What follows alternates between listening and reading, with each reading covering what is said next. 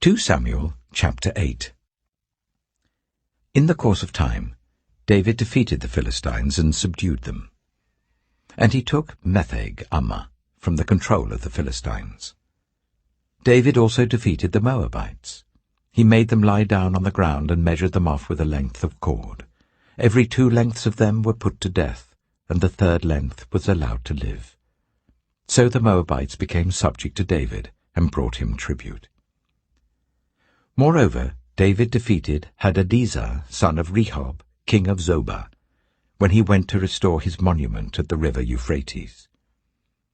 David captured 1,000 of his chariots, 7,000 charioteers, and 20,000 foot soldiers. He hamstrung all but 100 of the chariot horses. When the Arameans of Damascus came to help Hadadezer, king of Zobah, David struck down 22,000 of them. He put garrisons in the Aramean kingdom of Damascus, and the Arameans became subject to him and brought tribute. The Lord gave David victory wherever he went. David took the gold shields that belonged to the officers of Hadadezer and brought them to Jerusalem. From Tebah and Berothai, towns that belonged to Hadadezer, King David took a great quantity of bronze. When Tou, king of Hamath, heard that David had defeated the entire army of Hadadezer, he sent his son Joram to King David to greet him and congratulate him on his victory in battle over Hadadezer, who had been at war with Tou. Joram brought with him articles of silver, of gold, and of bronze.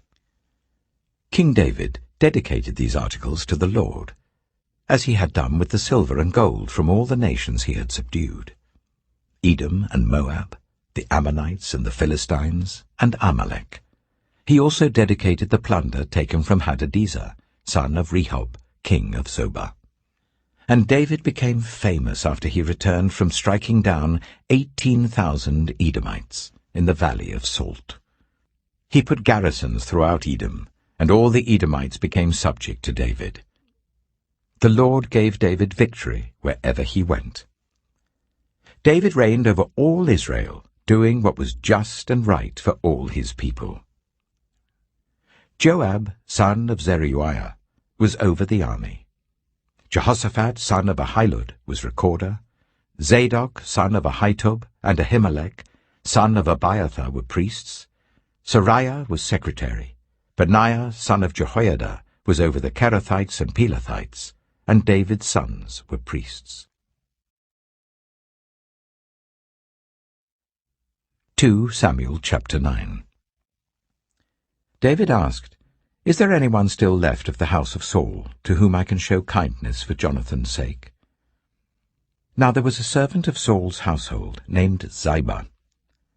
They summoned him to appear before David, and the king said to him, "Are you Ziba?" "At your service," he replied.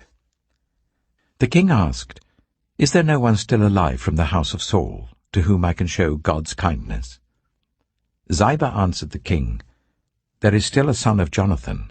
He is lame in both feet." "Where is he?" the king asked. Ziba answered, "He is at the house of Machir, son of Ammiel, in Lo-Debar." So King David had him brought from Lo-Debar, from the house of Machir, son of Ammiel. When Mephibosheth, son of Jonathan, the son of Saul, came to David, he bowed down to pay him honor. David said, "Mephibosheth." "At your service," he replied. "Don't be afraid," David said to him, "for I will surely show you kindness for the sake of your father Jonathan. I will restore to you all the land that belonged to your grandfather Saul, and you will always eat at my table." Mephibosheth bowed down and said, "What is your servant, that you should notice a dead dog like me?" Then the king summoned Ziba, Saul's steward, and said to him, "I have given your master's grandson everything that belonged to Saul and his family. You and your sons and your servants are to farm the land for him and bring in the crops, so that your master's grandson may be provided for. And Mephibosheth, grandson of your master, will always eat at my table." Now Ziba had 15 sons and 20 servants.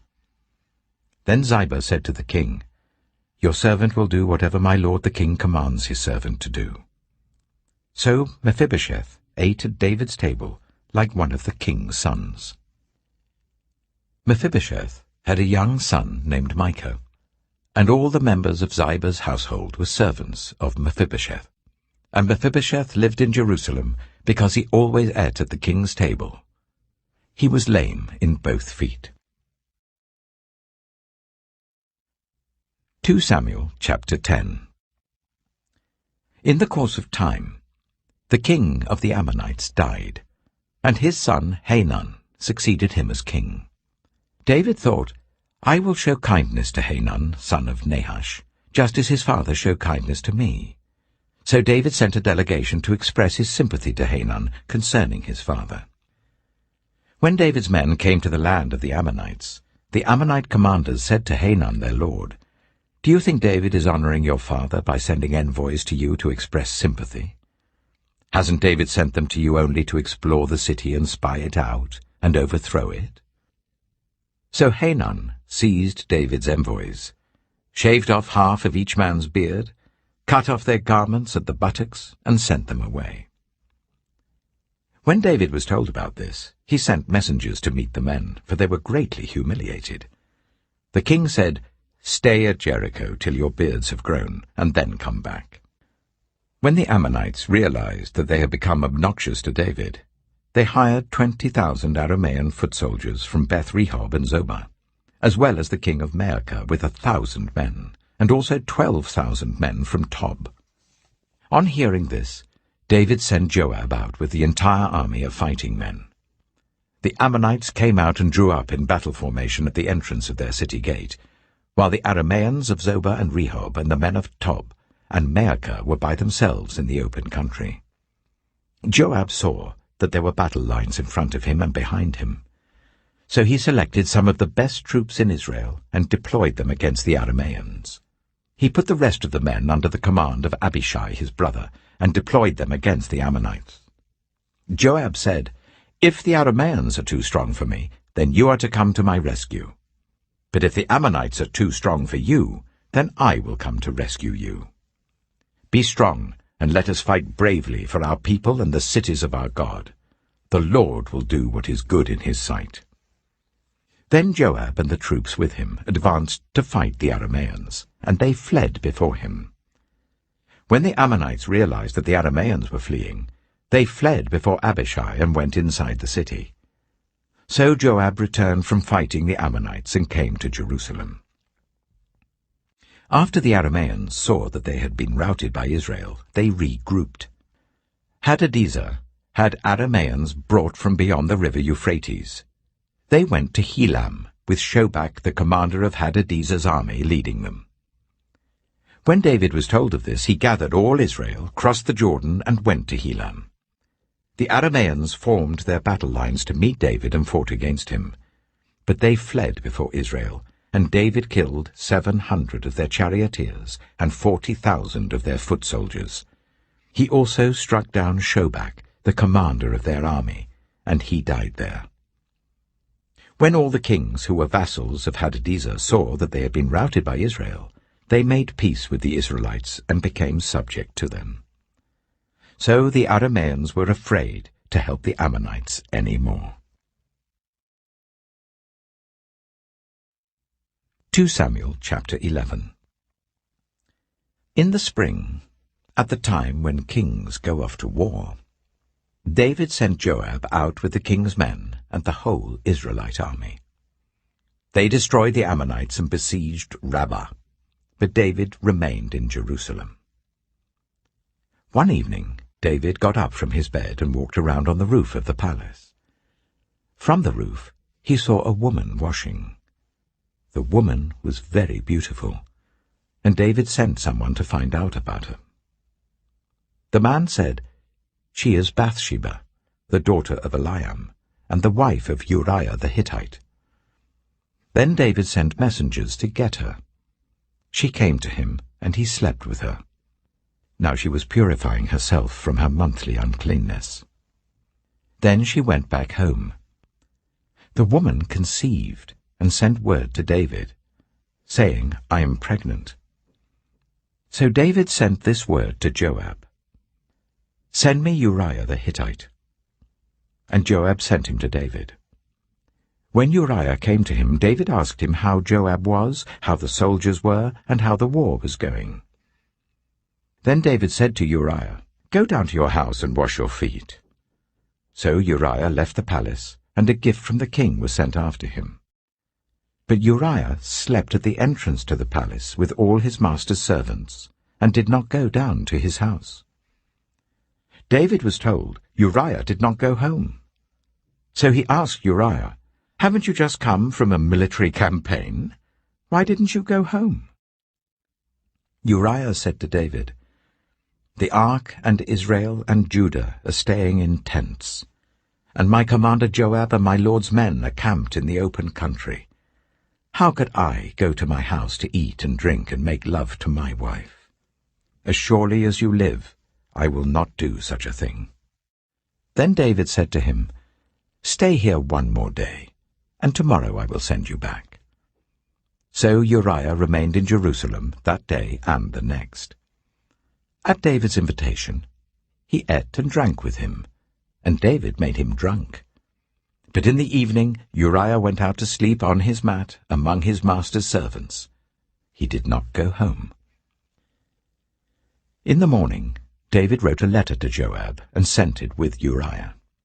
In it he wrote, Put Uriah out in front, where the fighting is fiercest. Then withdraw from him, so that he will be struck down and die. So while Joab had the city under siege, he put Uriah at a place where he knew the strongest defenders were. When the men of the city came out and fought against Joab, some of the men in David's army fell. Moreover, Uriah the Hittite died. Joab sent David a full account of the battle.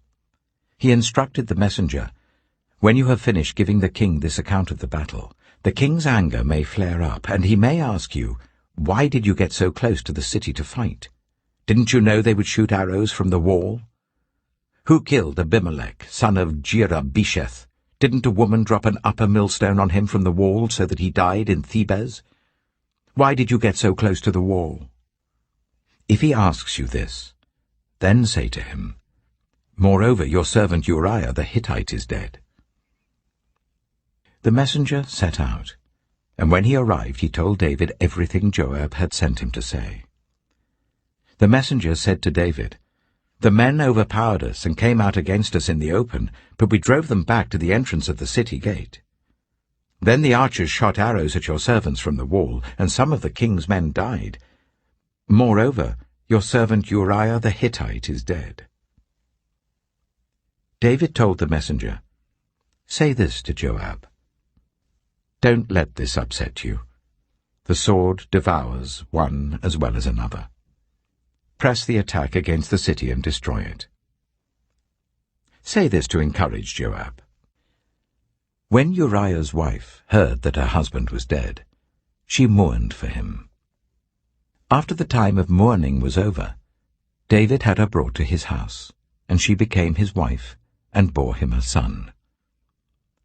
But the thing David had done displeased the Lord.